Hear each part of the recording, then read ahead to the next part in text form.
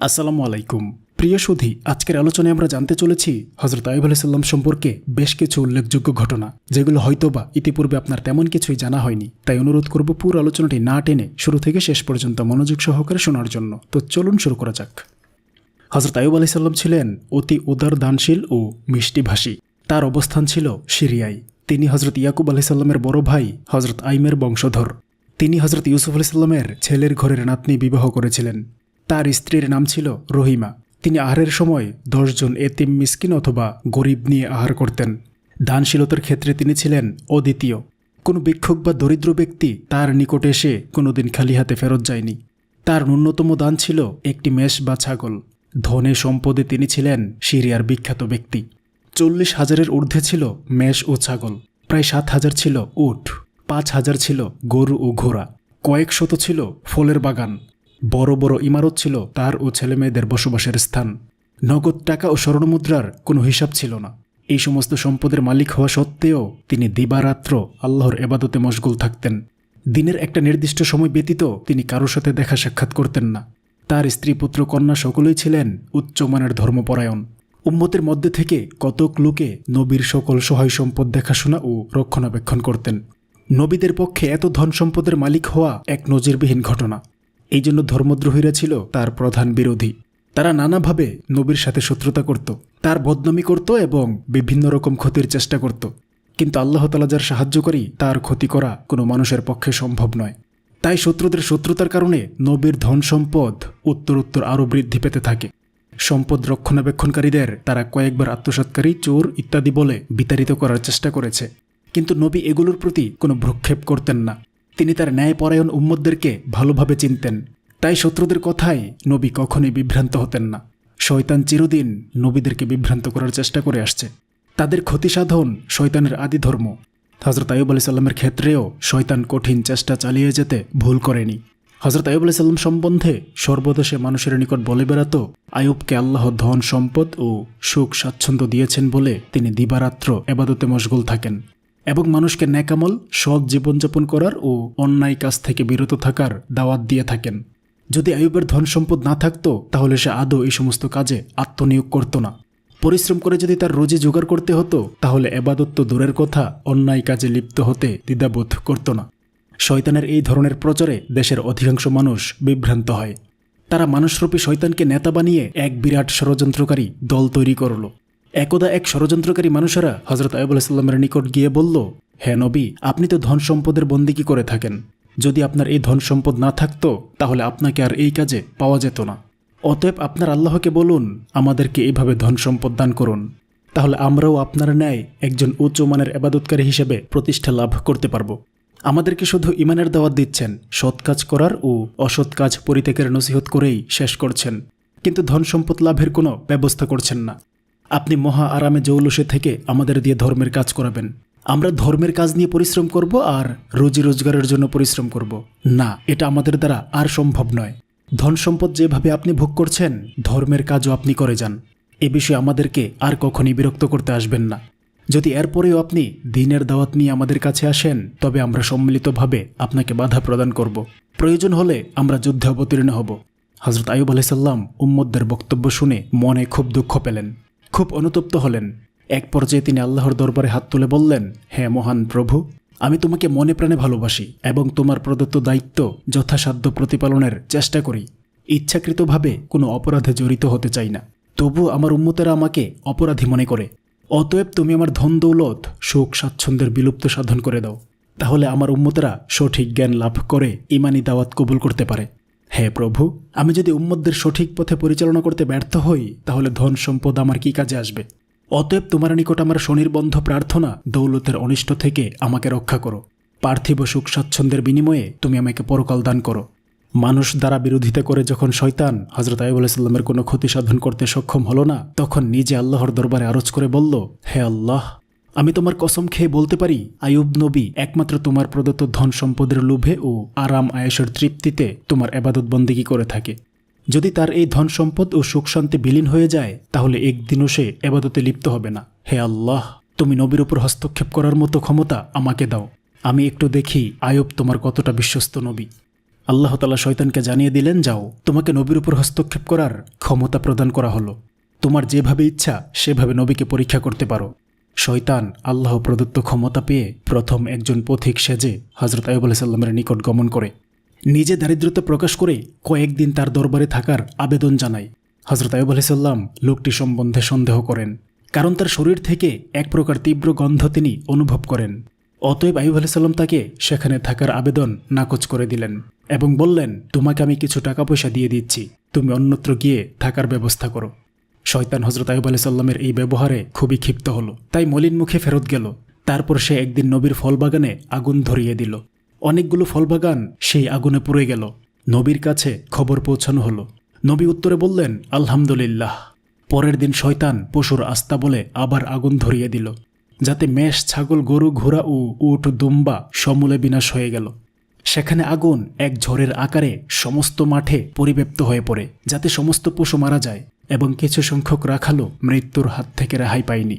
খবরটি দ্রুত হযরত আইয়ুব আলাইহিস সালামের নিকট পৌঁছানো হলো। তিনি খবর শুনে নামাজের নিয়তে দাঁড়িয়ে গেলেন।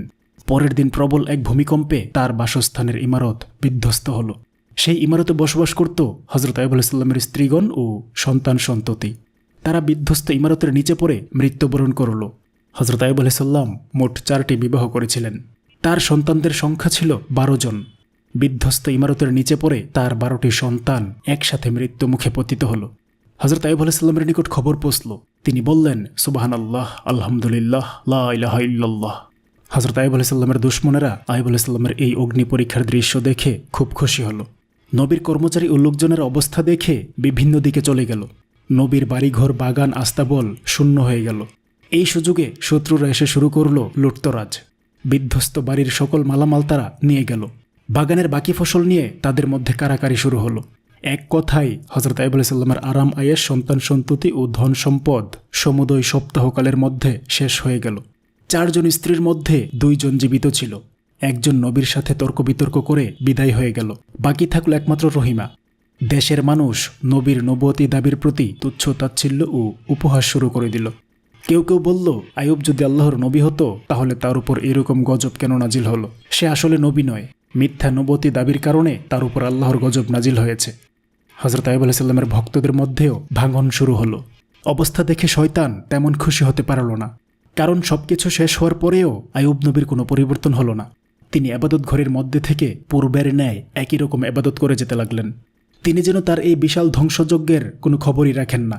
কোনো রকম হাহুতাশ বা আফসোসের চিহ্ন তার মধ্যে পরিলক্ষিত হল না। ইবাদত ঘরের সম্মুখ দিয়ে লোকজন যাতায়াতকালে বলেন, হে আইয়ুব, তুমি নবুয়তির দাবি করে সমূলে ধ্বংস হয়ে গেলে। এর চাইতে নবুয়তি পরিত্যাগ করা তোমার জন্য মঙ্গলজনক ছিল। যেমন আমরা নবীও হইনি, গজবেও পতিত হইনি। এছাড়াও নানা ধরনের তাচ্ছিল্যমূলক কথা তারা বলে বেড়াত। হযরত আইয়ুব আলাইহিস সালাম এই সমস্ত কথার প্রতি আদৌ ভ্রুক্ষেপ করতেন না। তিনি পূর্বে যতটুকু সময় মানুষের সাথে মেলামেশা করে কাটাতেন তাও তিনি সম্পূর্ণ বন্ধ করে দিলেন। শয়তান আর বসে থাকতে পারল না। সে একদিন নবীর সাক্ষাৎ প্রার্থী হয়ে তার নিকট পৌঁছল এবং তার শরীরে একটি গরম ফুঁক দিয়ে বিদায় হয়ে গেল। পরের দিন হযরত আইয়ুব আলাইহিস সালামের শরীরে ফুসকার মতো এক প্রকার ফোঁড়া উঠে ভরে গেল। তিনি খুব অসুস্থ হয়ে পড়লেন। ইবাদত বন্দেগীতে কিছুটা বিঘ্ন সৃষ্টি হলো। তার স্ত্রী রহিমা তার সেবা যত্ন আরম্ভ করে দিলেন। আস্তে আস্তে ফোঁড়াগুলো বড় হয়ে ক্ষতের সৃষ্টি করল। দীর্ঘদিন এই অবস্থায় কাটানোর পরে শরীরের মাংসের মধ্যে এক প্রকার কীট দেখা গেল। আরও কয়েকদিন অতিবাহিত হবার পর নতুন আরও 2 রকমের পোকার সৃষ্টি হলো। এই পোকাগুলো নবীর শরীরের মাংস ও রক্ত খেতে আরম্ভ করল। অন্যদিকে নবীর স্ত্রীর জমা করা টাকা পয়সা সবকিছু শেষ হয়ে গেল। তাদের দারুণ খাদ্যাভাব দেখা দিল। শুধু পানি পান করে স্বামী স্ত্রী কয়েকদিন কাটালেন। তারপর আর ধৈর্য ধরতে পারলেন না। তখন বিবি রহিমা তার স্বামী হযরত আইয়ুব আলাইহিস সালামের নিকট বললেন, এখন আমাদের আর কিছুই নেই। অতএব আমি গ্রামে গিয়ে মানুষের বাসায় কাজ করে যা উপার্জন করতে পারি তা দ্বারা অন্তত কিছু আহার্যের ব্যবস্থা করা সম্ভব হবে। অতএব আমাকে এই ধরনের কাজ করার অনুমতি দিন। হযরত আইয়ুব আলাইহিস সালাম স্ত্রীর কথা শুনে অনেকক্ষণ কাঁদলেন। তারপর তিনি স্ত্রীকে কাজের অনুমতি দিলেন। এদিকে গ্রামবাসী আইয়ুব আলাইহিস সালামের শরীরের অবস্থা দেখে যেমন ভীত হলো, তেমনি ঘৃণায় তাদের শরীর গিরগির করছিল। এছাড়া মাংস পচা গন্ধে মানুষ বেশি অতিষ্ঠ হয়ে উঠল। তাই তারা হযরত আইয়ুব আলাইহিস সালামকে গ্রাম ছেড়ে অন্যত্র চলে যাবার জন্য চাপ দিল। হযরত আইয়ুব আলাইহিস সালামের সঙ্গে তখন তার স্ত্রী সর্বক্ষণ থাকত এবং 2 জন মুসলমান শিষ্য আসা যাওয়া করে তার দেখাশোনা করত। গ্রামবাসীদের চাপের মুখে একদিন শিষ্যরা চেষ্টা করে হজরত আইয়ুব আলাইহিস সালামকে বহন করে অন্য গ্রামে নিয়ে গেল।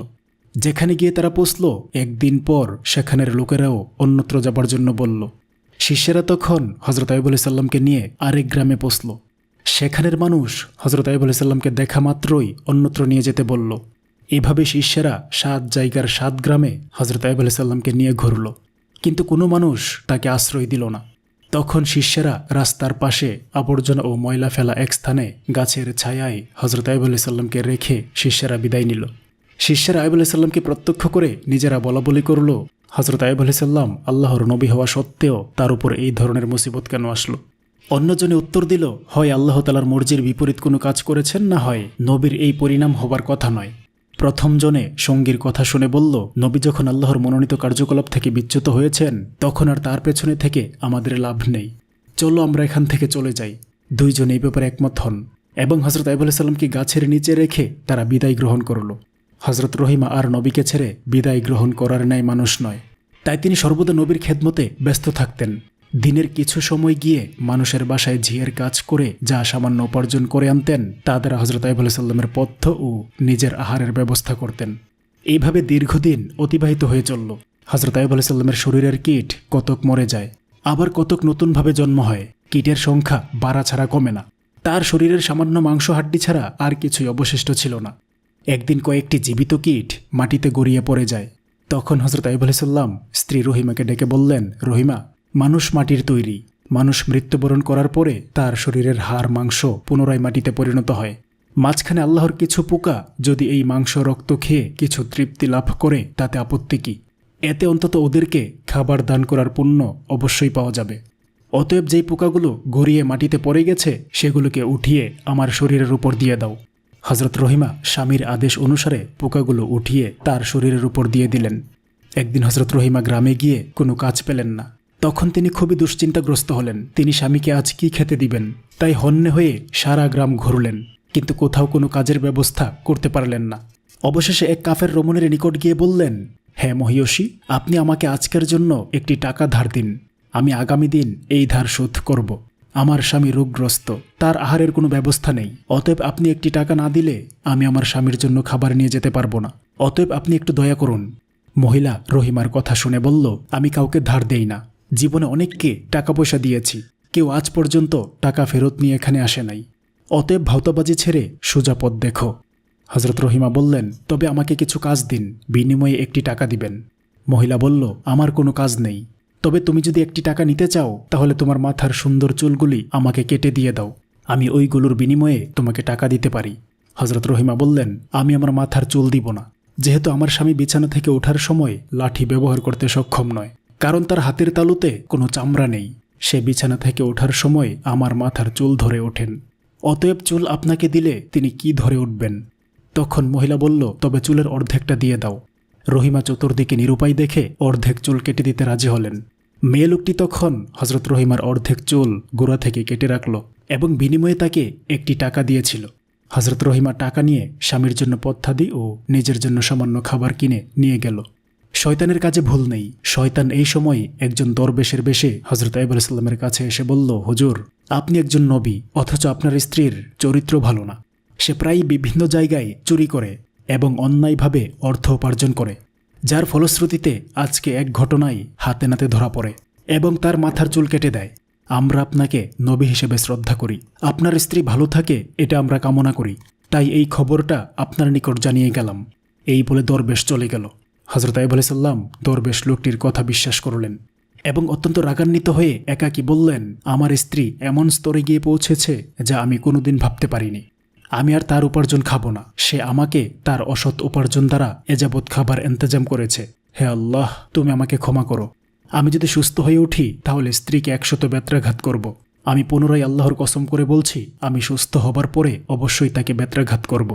হজরত আইয়ুব আলাইহিস সালাম স্ত্রীর খবর শুনে খুব ভারাক্রান্ত হয়ে রইলেন। সেই দিন সন্ধ্যাবেলা স্ত্রী তার নিকট ফিরে আসলে তিনি প্রথমে তার সঙ্গে কোনো কথা বলেন নাই। স্ত্রী স্বামীর অবস্থা দেখে অত্যন্ত বিনয়ের সঙ্গে তার নিকট কথা না বলার কারণ জিজ্ঞাসা করলেন। তিনি কোনো উত্তর দিলেন না। তার পথ্যাদি নিয়ে আসলে তাও তিনি প্রত্যাখ্যান করলেন। তখন রহিমা হজরত আইয়ুব আলাইহিস সালামের পা ধরে তার মনক্ষুণ্ণের কারণ জিজ্ঞাসা করলেন। হযরত আইয়ুব আলাইহিস সালাম তখন বললেন, তুমি নষ্টা, তুমি চোর। চোরের দায়ে তোমার মাথার চুল মানুষ কেটে দিয়েছে। এ যাবৎ তুমি চুরি করে উপার্জন করেছ এবং তা দ্বারা আমাকে আহার করিয়েছ। আমি না জেনে তা খেয়েছি। এখন আর তোমার উপার্জন খেতে রাজি নই। রহিমা স্বামীর কথা শুনে চিৎকার দিয়ে কেঁদে উঠলেন এবং আল্লাহর দরবারে ফরিয়াদ করে বললেন, হ্যাঁ মহান প্রভু, তুমি সবকিছু জানো আমি কি উদ্দেশ্যে কি করছি, কিছুই তোমার অগোচর নয়। এমতাবস্থায় আমার স্বামীকে মিথ্যা অভিযোগ শুনিয়ে যারা বিভ্রান্ত করল তাদের বিচার তুমি করো, আর আমার স্বামীকে সঠিক ঘটনা অবগত করো। হে রাব্বুল আলামিন, আমি এ বিষয়ে কোনো মানুষের নিকট ধরনা দিতে যাব না। একমাত্র তুমি সর্বশ্রেষ্ঠ বিচারক। তোমার দরবারে আমার ফরিয়াদ জানালাম। যদি আমি খাঁটি হই তবে আমার স্বামীর সন্তুষ্টি ফিরিয়ে দাও, আর যদি আমি পাপী হই তবে তুমি আমাকে শাস্তি প্রদান করো। হজরত রহিমার ফরিয়াদে হজরত জিবরিল আলাইহিস সালাম সেখানে অবতীর্ণ হয়ে হজরত আইয়ুব আলাইহিস সালামকে জানিয়ে দিলেন। তিনি বললেন, আপনার স্ত্রী সৎ ও নেককার। শয়তান দরবেশের সুরতে আপনাকে বিভ্রান্ত করার উদ্দেশ্যে রহিমার কুৎসা বর্ণনা করেছে।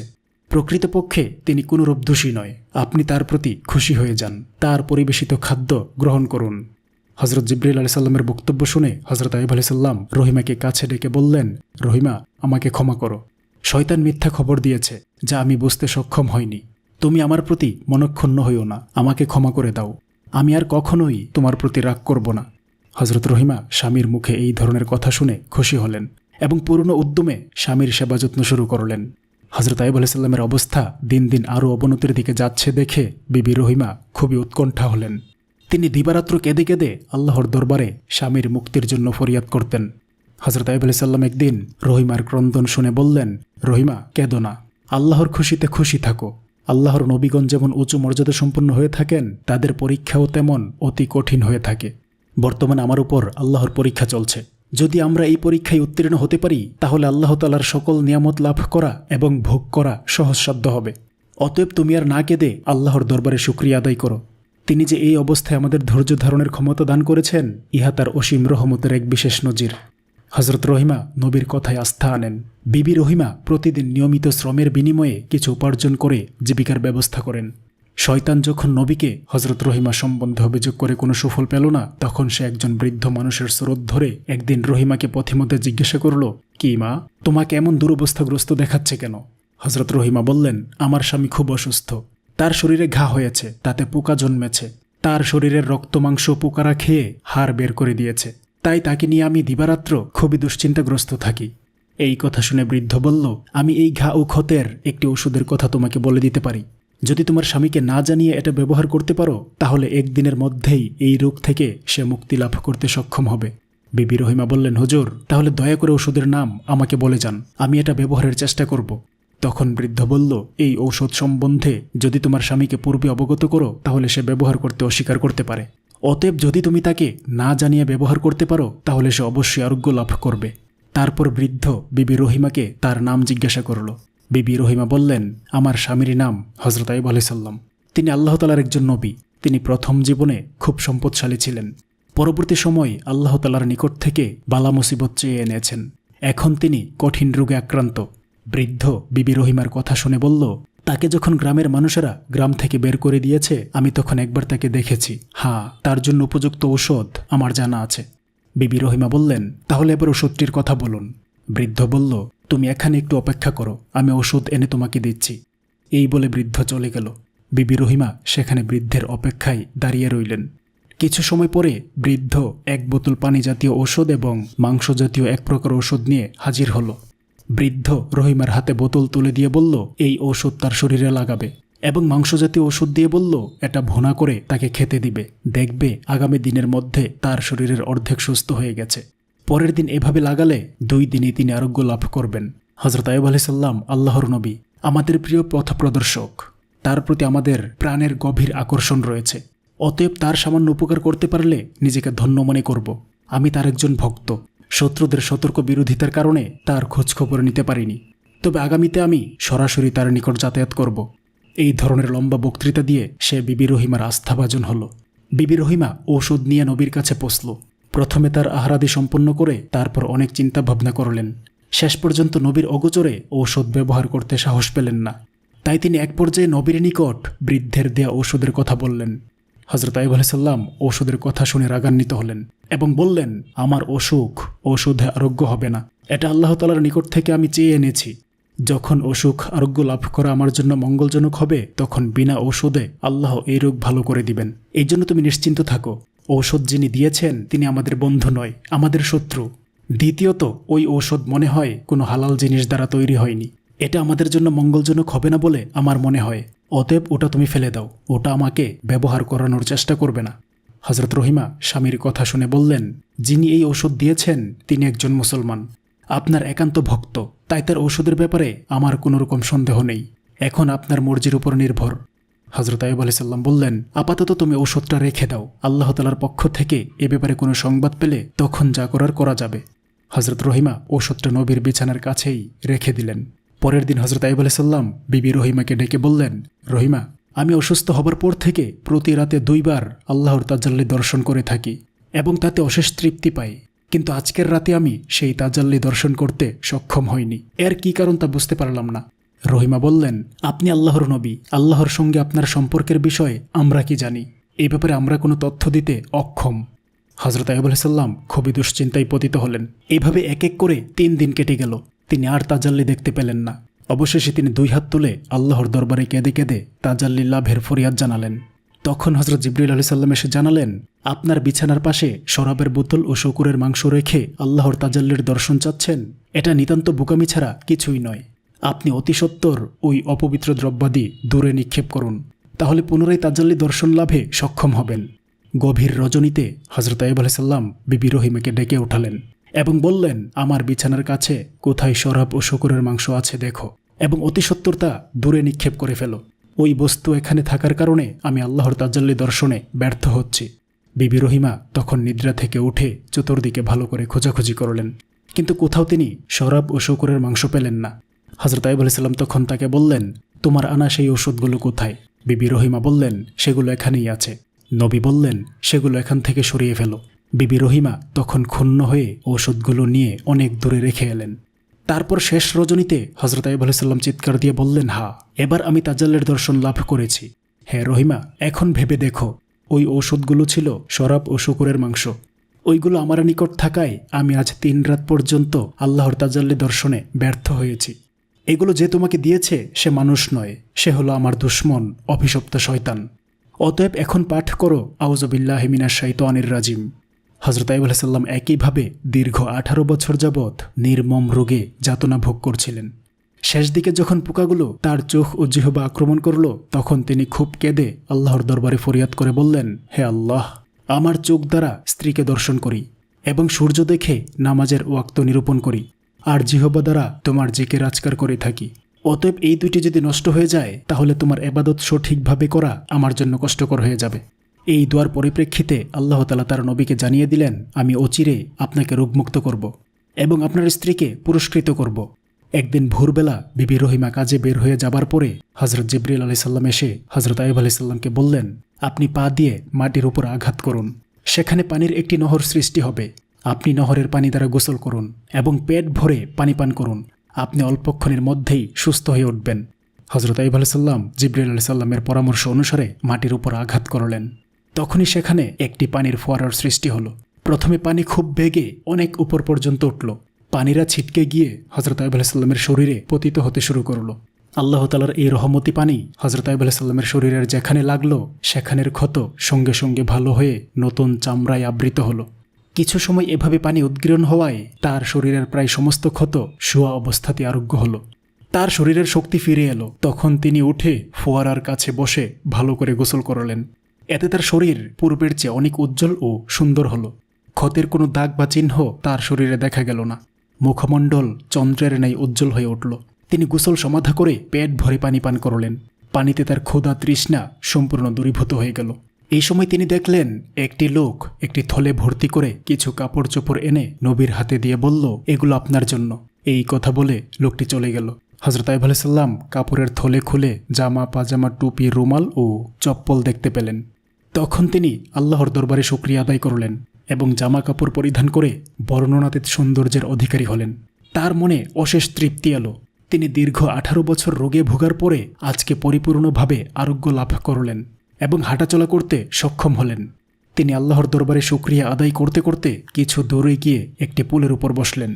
সন্ধ্যা সমাগত প্রায়। এমন সময় বিবি রহিমা কষ্ট উপার্জিত অর্থ দ্বারা কিছু খাবার কিনে দ্রুত স্বামীর নিকট আসলেন। তিনি সেখানে পৌঁছে স্বামীকে তার বিছানায় দেখতে না পেয়ে হতবুদ্ধি হয়ে গেলেন। তিনি সেখানে বসে চিৎকার দিয়ে কাঁদতে আরম্ভ করলেন এবং বিনয়ের সুরে বলতে লাগলেন, আমার প্রাণের স্বামীকে কে নিয়ে গেল? নাকি বাঘে খেল? হায় হায়, আমার স্বামী এভাবে গায়েব হয়ে যাবে জানলে আমি কখনো অন্যত্র যেতাম না। আমি কপাল পোড়া, আমি দুর্ভাগা, কেন আমি কাজ করতে গেলাম? হে আল্লাহ, তুমি যদি আসমানে থাকো তবে আমার স্বামীকে ফিরিয়ে দাও। কি অপরাধে তাকে উধাও করলে? হে রহমান, তুমি দয়ার সাগর।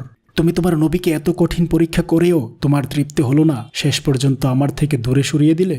তোমার নিকট আমার অন্তর নিংড়ানো ফরিয়াদ, তুমি আমার স্বামীকে ফেরত দাও। অনেকক্ষণ বিলাপ করার পরে বিবি রহিমা উঠে দাঁড়ালেন এবং এদিক সেদিক ছুটাছুটি করে কারো নিকট জিজ্ঞাসা করে কোনো খোঁজ পাওয়া যায় কিনা সেই চেষ্টা করতে লাগলেন। কিছুক্ষণ ছোটাছুটি করার পরে পুলের উপর বসা ভালো পোশাক পরিচ্ছদ পরা এক ব্যক্তিকে দেখে তার নিকট গিয়ে জিজ্ঞাসা করলেন, জনাব, এখানে গাছের নিচে একজন রোগী ছিল, আপনি কি তার কোনো খবর জানেন?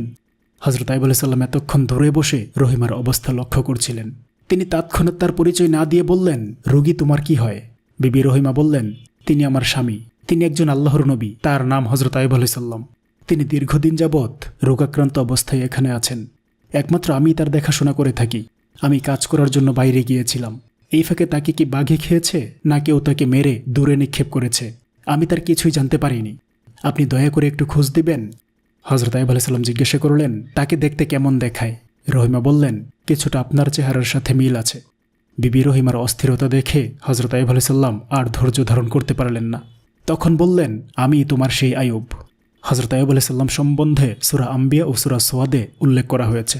আল্লাহ তাআলা বলেন, আর আইয়ুবের কথাটি স্মরণ করুন, যখন তিনি স্বীয় প্রতিপালককে ডেকে বললেন, হে আমার প্রতিপালক, আমি দুঃখে কষ্টে পতিত হয়েছি। হে আল্লাহ, আপনি তো দয়ালুদের মধ্যে শ্রেষ্ঠ দয়ালু। অনন্তর আমি তার ডাকে সাড়া দিলাম এবং তার কষ্ট দূর করে দিলাম, আর তাকে তার পরিবার পরিজন ফিরিয়ে দিলাম। তাদের সাথে তাদের মতো আরও দিয়েছিলাম আমার বিশেষ রহমত স্বরূপ এবং আমার ইবাদতকারী বান্দাদের জন্য উপদেশ স্বরূপ। পবিত্র কোরআনে আরও বলা হয়েছে, আর স্মরণ করুন আমার বান্দা আইয়ুবকে, যখন তিনি স্বীয় পরওয়ারদিগারকে ডেকে বললেন, শয়তান তো আমাকে যন্ত্রণা ও কষ্টে ফেলেছে। তখন আমি তাকে বললাম, তোমার পায়ের দ্বারা জমিনে আঘাত করো। তিনি তাই করলেন, ফলে জমিন থেকে পানির ফোয়ারা উতলিয়ে উঠল। তখন আমি বললাম, এত গোসলের সুশীতল পানি আর পানীয়। আর আমি তাকে দান করলাম তার পরিবারবর্গ এবং তাদের সাথে সেই পরিমাণ আরও রহমত স্বরূপ এবং জ্ঞানবানদের জন্য উপদেশ স্বরূপ। আর বললাম, তোমার হাতে এক মুষ্টি তৃণ লও এবং তা দ্বারা আঘাত করো এবং কসম ভঙ্গ করো না। নিঃসন্দেহে আমি তাকে ধৈর্যশীল পেয়েছি, আর সে কত উত্তম বান্দা। নিঃসন্দেহে সে ছিল খুবই রোজগারী। সূরা সোয়াদ আয়াত 41-40। এই কথা শুনে বিবি রহিমা তার দিকে আরেকবার ভালো করে তাকিয়ে দৌড় দিয়ে এসে তাকে জড়িয়ে ধরে বললেন, আলহামদুলিল্লাহ, আল্লাহ আপনাকে এভাবে সুস্থ করেছেন তা আমি কখনোই কল্পনা করতে পারিনি। হযরত আইয়ুব আলাইহিস সালাম তখন নহরের ঘটনাসহ জিবরিল আলাইহিস সালামের আসমানের খবরাদি তার নিকট বললেন। তারপর তাকে পানির নহর দেখালেন। হযরত আইয়ুব আলাইহিস সালাম বিবি রহিমাকে উক্ত নহরে গোসল করার জন্য অনুরোধ করলেন। বিবি রহিমা তার স্বামীর কথা অনুসারে যখন নহরে গোসল করলেন, তখন তার চেহারা চাঁদের ন্যায় উজ্জ্বল হয়ে উঠল এবং 18 বছরের যুবতীর ন্যায় রূপ লাবণ্য তিনি ফিরে পেলেন। তখন উভয়ে নিজ বাড়িতে ফিরে যাবার জন্য পথ অতিক্রম করতে আরম্ভ করলেন। কিছুক্ষণ পথ চলার পরে তারা বাড়িতে এসে দেখলেন তাদের দালান কোঠা সবকিছু পূর্বের ন্যায় অক্ষত অবস্থায় আছে। এরপর তারা ভিতরে প্রবেশ করে দেখলেন তাদের ছেলেমেয়েরা সকলে বসে খেলছে। পিতামাতাকে দেখে তারা সকলে এসে তাদের জড়িয়ে ধরল এবং কয়েকদিন যাবৎ তারা কোথায় ছিল তার কৈফিয়ত চাইল। হযরত আইয়ুব আলাইহিস সালাম বললেন, আমরা আল্লাহ তাআলার দাওয়াতে গিয়েছিলাম। ছেলেমেয়েরা হাউমাউ করে উঠল, তাদেরকে কেন এখানে রেখে গেলেন? উত্তরে হযরত আইয়ুব আলাইহিস সালাম বললেন, তা তোমাদেরকে পরে বলবো। ওদিকে মাঠ থেকে পুরনো খাদেম এসে বলল, হে আল্লাহর নবী, আপনার পশুপক্ষী ও বাগ বাগিচা যা ধ্বংস হয়েছিল, আজকে তা আমরা পূর্বের অবস্থায় সবকিছু ফিরে পেয়েছি। কিভাবে এগুলো সজীব হয়ে পূর্বের অবস্থায় ফিরে এলো তা আমরা কিছুই বলতে পারি না। কিছুক্ষণ পরে আরেকজন খাদেম এসে বলল, হুজুর, আপনার ধন দৌলত ও আসবাবপত্র যা মানুষ লুটপাট করে নিয়েছিল তা সম্পূর্ণ আমরা ফিরে পেয়েছি। সমস্ত মালপত্র আমাদের এই প্রাসাদের কয়েকটি কক্ষে রক্ষিত আছে। হযরত আইয়ুব আলাইহিস সালামের নিকট আরও কয়েকজন পুরাতন খাদেম এসে তার বন্ধু বান্ধব ও উম্মতের আগমনের খোঁজখবর নেওয়ার চেষ্টার কথা নবীকে জানালেন। হযরত আইয়ুব আলাইহিস সালাম কথা শুনে আর কাল বিলম্ব না করে ইবাদতে মশগুল হলেন। হযরত আইয়ুব আলাইহিস সালাম পূর্বের চেয়ে আরও অধিক সম্পদশালী হলেন, পূর্বের চেয়ে অধিক সুখ শান্তিতে বসবাস করতে আরম্ভ করলেন এবং তার আরও কয়েকটি সন্তান সন্ততি জন্মগ্রহণ করে। এক দৃষ্টান্তহীন আনন্দ উজ্জ্বল জীবনযাত্রার মান লাভ করলেন। একদিন হজরত জিবরিল আলাইহিস সালাম এসে বললেন, হে নবী, আপনি রোগগ্রস্ত অবস্থায় রহিমার চুল কাটার ঘটনা শুনে ক্রোধান্বিত হয়ে কসম করেছিলেন যে তাকে 100 ব্যত্রাঘাত করবেন। সেই ক্ষেত্রে আপনি যে ঘটনার জন্য কসম করেছিলেন তা মিথ্যা বলে প্রমাণিত হয়েছে বটে, কিন্তু আপনার কসমের শর্ত বাতিল হয়নি। অতএব আপনি 100 গমের শীষ একত্রিত করে বিবি রহিমার শরীরে একবার মৃদু আঘাত করুন, তাতে আপনার কসমের শর্ত পূরণ হয়ে যাবে। হজরত আইয়ুব আলাইহিস সালাম জিবরিল আলাইহিস সালামের পরামর্শ অনুসারে 100 শুকনা গমের শীষ একত্রিত করে বিবি রহিমার শরীরে মৃদু আঘাত করে কসমের শর্ত পূরণ করলেন। হজরত আইয়ুব আলাইহিস সালামের প্রতি এহেন কঠিন পরীক্ষা দ্বারা পৃথিবীর মানব সন্তানকে এই শিক্ষাই প্রদান করা হয়েছে যে বিপদ দ্বারা আল্লাহ মানুষকে পরীক্ষা করে খাঁটি ইমানদার করে গড়ে নেন। মহা বিপদেও কোনোদিন ধৈর্যহারা হতে নেই, পরিণাম অবশ্যই মঙ্গলজনক হয়ে থাকে। আল্লাহর রাজিতে রাজি থেকে এবাদত বন্দেগীতে লিপ্ত থাকাই মুমিনের চিহ্ন। যে যত বড় লোক, পরীক্ষাও তার উপর তত কঠিন হয়ে থাকে। আরও অনেক উপদেশ ও নিদর্শন হজরত আইয়ুব আলাইহিস সালামের ঘটনার মাঝে নিহত রয়েছে। মুমিনের জন্য এই ঘটনা এক বিরাট অনুশীলন। মতান্তরে হজরত আইয়ুব আলাইহিস সালাম 163 বছর জীবিত থেকে দুনিয়ার মানুষকে চরম ধৈর্যের শিক্ষা প্রদান করে ইহলোক ত্যাগ করেন। সম্মানিত সুধী, হজরত আইয়ুব আলাইহিস সালাম সম্পর্কে এই ছিল আমাদের আজকের সংক্ষিপ্ত আলোচনা। আমি ইসলামের ইতিহাস আর ঐতিহ্যগুলো জানতে এবং আপনাদেরকে জানাতে চেষ্টা করি এবং আরও চেষ্টা করি সর্বদা সত্য ইতিহাসগুলো আপনাদের সামনে তুলে ধরতে। তারপরেও আমার মধ্যে ভুল ত্রুটি থাকতেই পারে। বড় ধরনের কোনো ভুল যদি আপনার দৃষ্টিগোচর হয়, অনুগ্রহ করে কমেন্টের মাধ্যমে শুধরে দিলে কৃতজ্ঞ থাকব। আর ছোটখাটো ভুলগুলোকে ক্ষমার সুন্দর দৃষ্টিতে দেখলে অনুপ্রাণিত হব। সর্বোপরি আলোচনাটি যদি ভালো লাগে একটি লাইক দিতে পারেন, প্রচারের স্বার্থে আলোচনাটি শেয়ার করতে পারেন এবং নিয়মিত এই ধরনের আলোচনা পেতে অনুগ্রহ করে চ্যানেলটি সাবস্ক্রাইব করতে পারেন। আসসালামু আলাইকুম ওয়া রাহমাতুল্লাহি ওয়া বারাকাতুহু।